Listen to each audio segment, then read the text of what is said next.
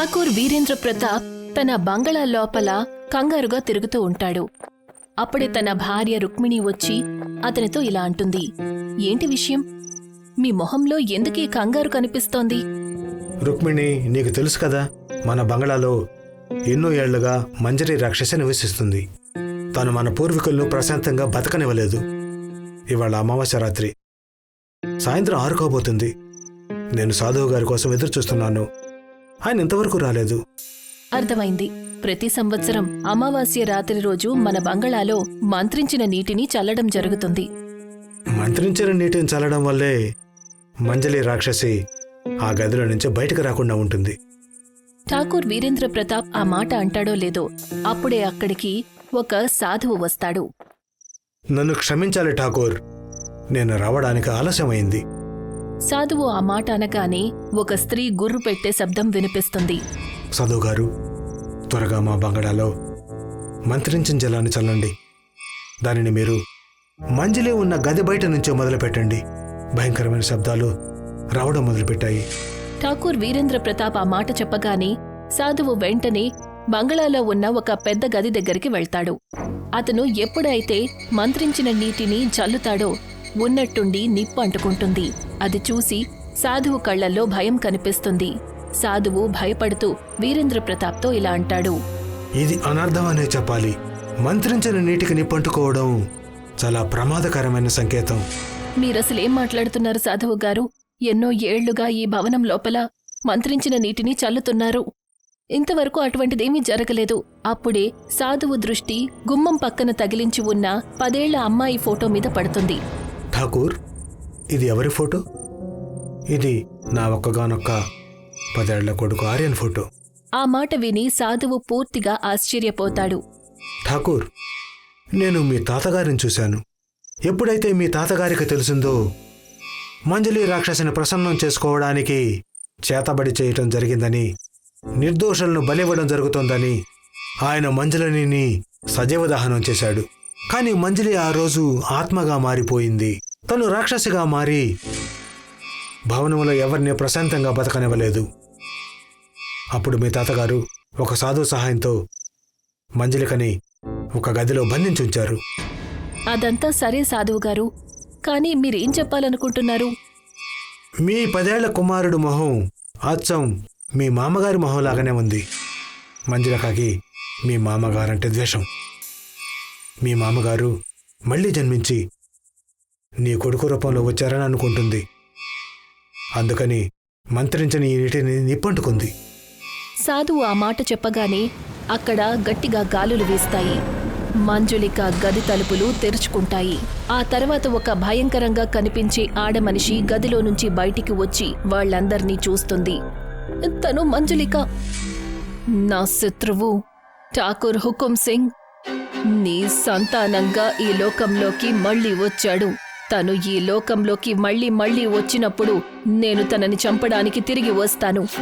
అప్పుడే సాధువు గట్టిగా అరుస్తూ ఠాకూర్ వీరేంద్ర ప్రతాప్ ఇంకా రుక్మిణితో, ఠాకూర్, నీ భార్యని ఇంకా నీ కొడుకుని తీసుకొని ఈ బంగళాల నుంచి బయటకు వెళ్ళిపోండి.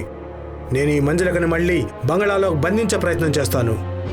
ఆ మాట వినగానే ఠాకూర్ వీరేంద్ర ప్రతాప్ తన భార్య రుక్మిణి ఇంకా కొడుకును తీసుకుని బంగళాలో నుంచి బయటికి వెళ్లిపోతాడు.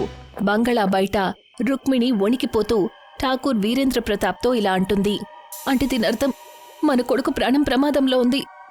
నువ్వేం కంగారు పడకు రుక్మిణి. మన అబ్బాయిని అమెరికాలో చదవడానికి పంపించేద్దాం. తనని ఎప్పుడూ కూడా ఇండియాకి రానివ్వద్దు. ఠాకూర్ వీరేంద్ర ప్రతాప్ అప్పుడే రుక్మిణిని తీసుకుని తన వేరే బంగళాకి వెళ్లిపోతాడు. మరుసటి రోజే ఆర్యన్ని చదివించడానికి అమెరికాకి పంపించేస్తాడు. ఈ సంఘటన జరిగిన 15 ఏళ్ల తరువాత, ఏమైంది రుక్మిణి, నువ్వెందుకు అంత కంగారు పడుతున్నావు? నేను నా కొడుకు ఆర్యన్ని చూడాలనుకుంటున్నాను. కొన్ని నెలల క్రితమే కదా మన ఇద్దరం అమెరికాలో తనని కలవడానికి వెళ్ళొచ్చాం. అప్పుడే అక్కడికి తన పని మనిషి రాధ వస్తుంది. రాధ రుక్మిణితో ఇలా అంటుంది, మీరేమీ కంగారు పడకండమ్మా, నాకు నమ్మకముంది. ఏదో ఒక రోజు మంజలిక తప్పకుండా అంతమవుతుంది. అప్పుడే బంగ్లా డోర్బెల్ మోగుతుంది. ఠాకూర్ వీరేంద్ర ప్రతాప్ ఎప్పుడైతే తలుపు తెరుస్తాడో అప్పుడు ఎదురుగా ఉన్న దృశ్యాన్ని చూసి ఆశ్చర్యపోతాడు. ఆర్యన్, నువ్విక్కడ నువ్వు కనీసం వస్తున్నట్లు కూడా కబురు అందించలేదు. నీతో పాటు వచ్చిన ఆ అమ్మాయి ఎవరు? నాన్న, తను దిశ, నీ కోడలు. ఏంటి, నువ్వు మాకు చెప్పకుండా పెళ్లి కూడా చేసుకున్నావా? నాన్న, అంతా చాలా త్వరగా అయిపోయింది. మీకు చెప్పే టైమే దొరకలేదు. ఆ మాట చెప్పి ఆర్యన్ తన భార్య దిశాతో పాటు బంగళా లోపలికి వెళ్తాడు. మరుసటి రోజు ఆర్యన్ తన తల్లి రుక్మిణితో, అమ్మా, దిశకి పాత బంగళా చూడడం అంటే బాగా ఇష్టం. నేను నా భార్య దిశతో మన పూర్వీకుల బంగళాకి వెళ్ళాలనుకుంటున్నాను. ఆ మాట వినగానే రుక్మిణి భయపడిపోతుంది. నీకు తెలుసు కదా ఆర్యన్, అయినా ఎందుకిలా మాట్లాడుతున్నావ్? అమ్మా, ప్రతి సంవత్సరం మన బంగళాలో మంత్రించిన నీటిని చల్లుతున్నారు కదా, నాకు నమ్మకం ఉంది. నాకేం కాదు. కొన్ని గంటల తరువాత ఆర్యన్ కుటుంబం తమ పూర్వీకుల బంగళాకి వెళ్తారు. రుక్మిణి పనిమనిషి రాధ భయపడుతూ రుక్మిణితో ఇలా అంటుంది, నాకు ఈ బంగళాలో అడుగుపెట్టిన దగ్గర్నుంచి ఎందుకో భయంగా ఉంది. పిచ్చివాగుడు వాగకు. ఆ మాట చెప్పి ఆర్యన్ తన భార్య దిశాతో, పద దిశ, నేను నీకు బంగళా చూపిస్తాను. ఆర్యన్ దిశాకి బంగళా చూపిస్తాడు.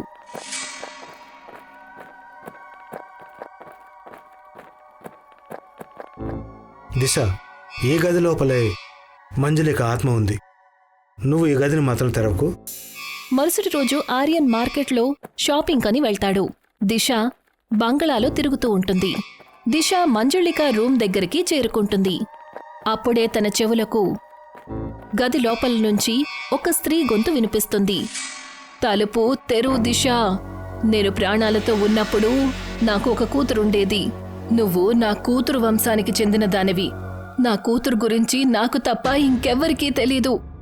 ఎందుకనో దిశ అడుగులు మంజులిక గదివైపుకి పడతాయి. దిశ ఉన్నట్టుండి తలుపు తెరిచేస్తుంది.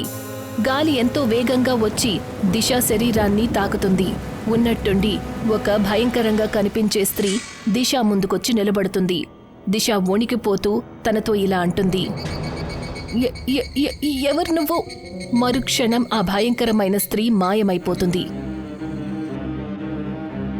దిశ నడుస్తూ ఆ గది లోపలికి వెళ్తుంది. ఎక్కడైతే రాధ శుభ్రం చేస్తుందో. రాధ ఆశ్చర్యపోయి, మీరు నన్ను ఎందుకలా చూస్తున్నారు? అప్పుడే రాధ శరీరం ఉన్నట్టుండి గాల్లోకి లేస్తుంది. దిశ భయంకరమైన గొంతుతో రాధతో ఇలా అంటుంది, చెప్పు, ఎక్కడున్నాడో? ఎవరు నువ్వు? నువ్వెవరి గురించి మాట్లాడుతున్నావు? నేను మంజులిక. నా అతిపెద్ద శత్రువు ఠాకూర్ హుకుం సింగ్ ని చంపడానికొచ్చాను. రాధ అరుపు భవనమంతా వినిపిస్తుంది. రాధ అరుపు వినగానే ఠాకూర్ వీరేంద్ర ప్రతాప్ ఇంకా రుక్మిణి అక్కడికి వస్తారు. వాళ్ళు దిశ భయంకరమైన మొహాన్ని చూసి పూర్తిగా వణికిపోతారు. తను మంజులిక. బహుశా రాధ శరీరాన్ని మంజులిక ఆవహించినట్టుంది. నువ్వు చెప్పింది నిజమే. తను మన పని మనిషి రాధను చంపేసింది. ఇక తను మనల్ని ఎవ్వర్నీ కూడా ప్రాణాలతో వదిలిపెట్టదు. మనం ఆర్యన్ మాట వినకుండా ఉండాల్సింది. రుక్మిణి ఆ మాట అనిందో లేదో అప్పుడు దిశ తన శరీరంలో మంజులిక ఆవహించి ఉంది. తను కోపంగా రుక్మిణితో, చెప్పు, ఠాకూర్ హుకుం సింగ్ ఎక్కడున్నాడు? రుక్మిణి ఏదైనా చెప్పడానికి ముందే భయంకరంగా మారిన దిశ చెయ్యి ఉన్నట్టుండి పొడవుగా వచ్చి రుక్మిణి పీక పట్టుకుంటుంది. రుక్మిణి అరుపు బంగళా మొత్తం వినిపిస్తుంది. అప్పుడే అక్కడికి ఆర్యన్ వస్తాడు. అక్కడి దృశ్యాన్ని చూసి ఆశ్చర్యపోతాడు. ఆర్యన్ని చూసి దిశ శరీరంలో ఉన్న మంజుళిక కళ్లల్లో రక్తం కారుతుంది. నేను నా లక్ష్యాన్ని పూర్తి చేయడానికి ముందే నువ్వు నన్ను సజీవ దహనం చేశావు ఠాకూర్ హుకుం సింగ్. ఇక నేను నీ కళ్ల ముందే నీ కుటుంబ సభ్యులని చంపేస్తాను. మంజుళిక ఆ మాట అంటుందో లేదో అప్పుడే ఠాకూర్ వీరేంద్ర ప్రతాప్ తల ఒక పేలుడుతో పేలిపోతుంది. అప్పుడే అక్కడికి ఆ సాధువు వస్తాడు. అతను వీరేంద్ర ప్రతాప్ని ఎన్నో ఏళ్ల క్రితం ఆ బంగ్లాలో నుంచి వెళ్లిపోమని చెప్పుంటాడు. సాధువు గట్టిగా అరుస్తూ ఆర్యన్ వైపు చూసి, ఆమె కళ్ళల్లోకి చూడొద్దు ఆర్యన్. నీ భార్యలో మంజుళిక ఉంది. తన కళ్ళల్లో సమ్మోహనం ఉంది. ఆ సమ్మోహనం నీ ప్రాణం తీస్తుంది. సాధువు ఆ మాట చెప్పగానే ఆర్యన్ వెంటనే తన కళ్లను మూసుకుంటాడు. మంజుళిక నీ భార్య శరీరంలోకి ప్రవేశించింది. ఎన్నో ఏళ్ల క్రితం నేను మీ అమ్మా నాన్నల్ని హెచ్చరించాను. వాళ్ళు మిమ్మల్ని ఈ బంగళాలోకి తీసుకురాకూడదు అని. కానీ వాళ్ళు ఇద్దరూ మిమ్మల్ని తీసుకొచ్చి చాలా పెద్ద తప్పు చేశారు. దానికి శిక్ష కూడా అనుభవించారు. మీరేం చెబుతున్నారు సాధువు గారు? ఈ భయంకరమైన ఆవిడ నా ఆవిడ. ఇప్పుడు తను నీ భార్య కాదు. నీ భార్య లోపల మంజులిక ఉంది. మంజులిక ఇంకా నీ భార్య ఇప్పుడు ఒకటయ్యారు. బహుశా నీకు తెలియకపోవచ్చు, నీ భార్య మంజులిక వంశానికి చెందింది. ఎందుకంటే మంజులిక తన వంశీకుల శరీరంలోకి మాత్రమే ప్రవేశించగలదు. ఇప్పుడు తన నీ భార్య శరీరంలో నుంచి ఎప్పటికీ బయటికి రాదు. తనకి ఈ ప్రపంచంలోకి మళ్ళీ రావడానికి మళ్ళీ అవకాశం దక్కింది. ఆ మాట చెప్పి సాధువు తన సంచిలో నుంచి మంత్రించిన నీటిని తీసి భయంకరంగా మారిన దిశ శరీరం మీద చల్లుతాడు. అప్పుడు దిశ తన అసలు రూపంలోకి వస్తుంది. నా దగ్గరికి రా ఆర్యన్, మంజులిక నా శరీరంలో నుంచి వెళ్ళిపోయింది. సాధువు గారు, తను నా భార్య. తన దగ్గరికి వెళ్ళే ప్రయత్నం చేయొద్దు.